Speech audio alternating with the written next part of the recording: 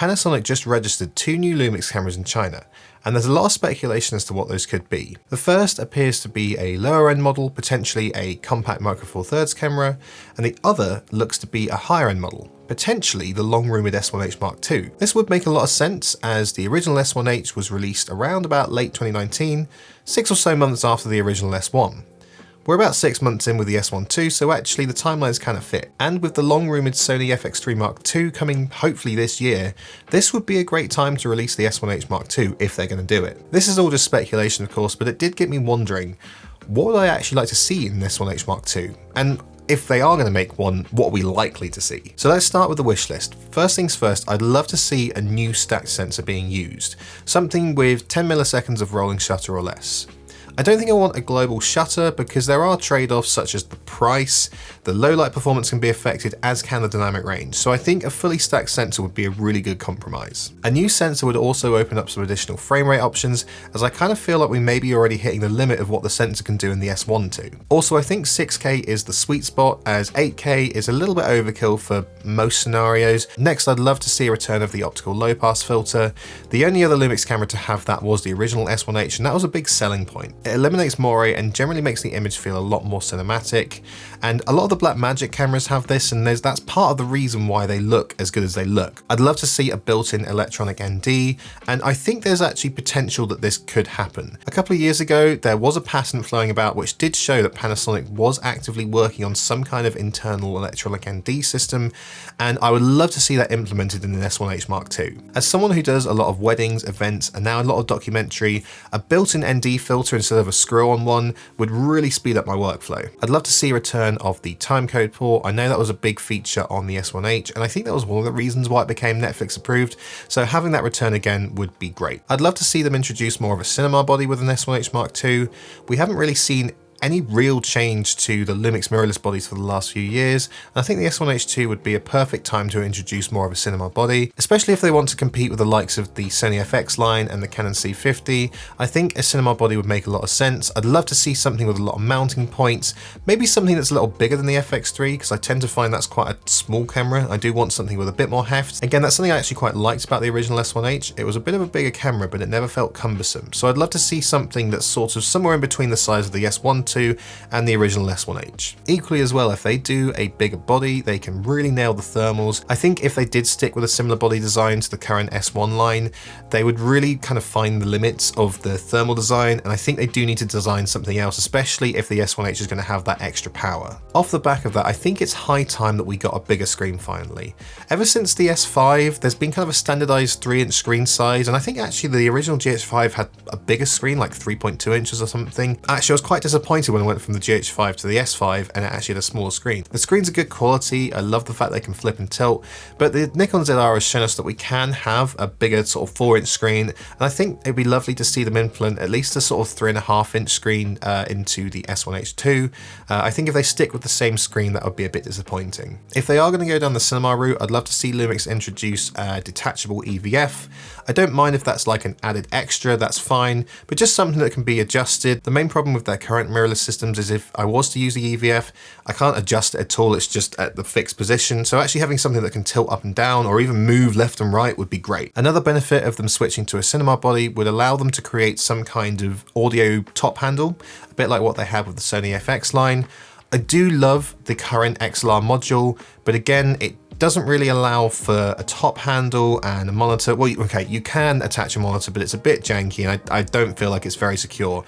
It's a very good system, but I think we need to see either some kind of adapter or some newly redesigned product that can actually be attached into the hot shoe and also screwed down onto a few additional mounting points to be nice and secure. I think something like that would be excellent, especially if you're wanting to use it for things like documentary. Also, it kind of goes without saying, but the handle would have to include 32-bit float audio recording, but equally I'd love to see an S1H II that can actually record 32-bit float internally as well. And speaking of internal, I'd love to see some internal storage options, maybe 512 gig or a terabyte or even 2 terabytes, just some fast SSD storage that actually comes internally with the camera. I'd happily pay a premium for that. I'd still love to see the CFast Express card slot as well as the SD card slot return, but if you do want to do redundant recording for ProRes and ProRes RAW, you have to use the CF Express Type B slot as well as an external SSD, which means more rigging. So record to the CF Express and redundant record to an internal SSD would be amazing, especially for higher end work. And speaking of internal codecs, I would love to see internal B-RAW. I've heard a lot of people saying this and it would be amazing. ProRes RAW is getting a lot better these days. I think you can use it now in DaVinci Resolve and there's a lot more controls in Premiere.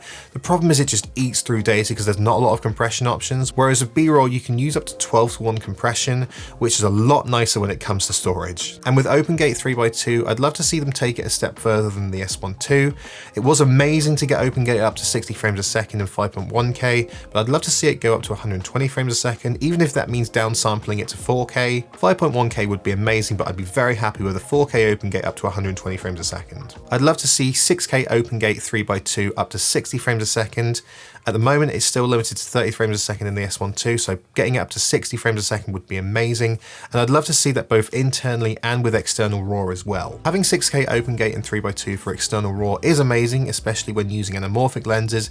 But if I want to increase the frame rate and do some slow motion stuff, I either have to go into 5.7K, 50 or 60 frames a second, or I have to shoot internally. So being able to shoot everything in external RAW in 6K OpenGate up to 60 frames a second would be absolutely amazing. Lastly, I'd love to see them upgrade the battery. The BLK22 is used across a ton of Lumix products. It's been used for the last 4 or 5 years now, and it is a great battery, but we're really starting to see the limitations of that. It was especially noticeable in the S1R II, where even after the firmware update, the battery life isn't great, and I think we've really reached the limitations of this.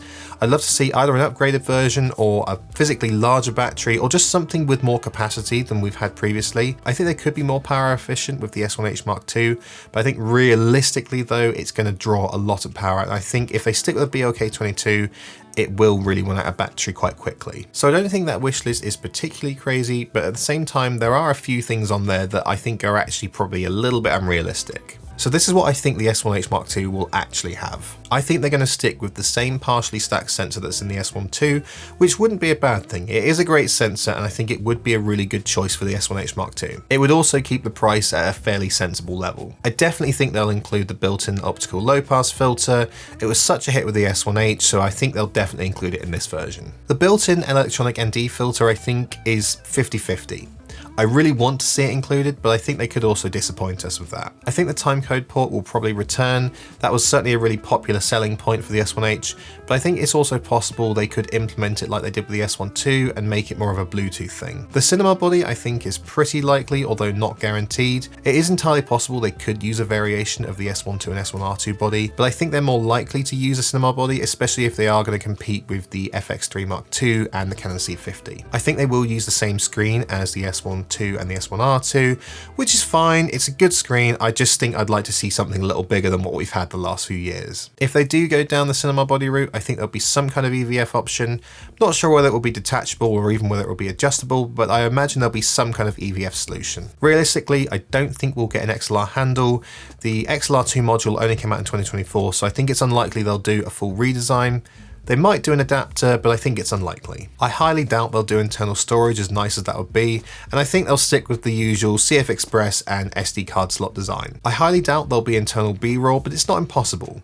They would have to strike a deal with Blackmagic, especially when it comes to licensing. At the moment, you can do B-roll externally, but you still have to buy a Blackmagic device in order to do it. I don't know if Blackmagic would be super keen to have their codec in a camera that's not made by them, but then again, it still could happen. I think we're likely to end up with the same OpenGate options as the S1 II. I feel like the 5.1K was a sensor limitation as opposed to a processing limitation. With cameras like the S5 II, the reason there was a crop in 4K 50 and 60 wasn't a processing limitation, it was a sensor limitation. And I think we're going to see the same problem here. So I think 5.1K OpenGate at 60 frames a second is probably the absolute max it can do, but I could be wrong. I think realistically we're going to end up with the same BLK22 battery. I don't think they're going to upgrade for a new one, but it's not impossible. It might be more efficient than expected, but I think it's highly likely it'll be the same battery, and it'll probably get somewhere between 1 hour and 40 and 2 hours battery life. If Panasonic are going to look to rival the FX3 Mark II when it comes out, it's not going to be an easy battle. They'll ultimately have to offer more features at a lower price to compete with some of the expected features of the FX3 Mark II. But that's actually what I love about Lumix cameras, as they generally do this. I always find that I can get a lot more for my money with a Lumix camera than I can with a Sony or Canon. I think for Panasonic to really rival Sony, they need to start making some higher end cameras, especially ones that can rival things like the FX6 and the Sony Murano. As someone who's doing more documentary work at the moment, it's looking highly likely that at some point I probably will have to buy a Sony FX6. However, if Panasonic does make a higher end Lumix camera that can rival it, then I might be able to stick with Panasonic Lumix and L mount even if I do higher end jobs. This is all just speculation though, and it'll be really interesting to see if I get any of this right when they actually do announce these cameras. Anyway, I hope you guys have enjoyed. Bit of a different video today, and let me know in the comments if there's any features you would like to see versus what you think you will see. And yeah, it remains to be seen. Hopefully we'll get an S1H II at some point soon. See you next one. Goodbye.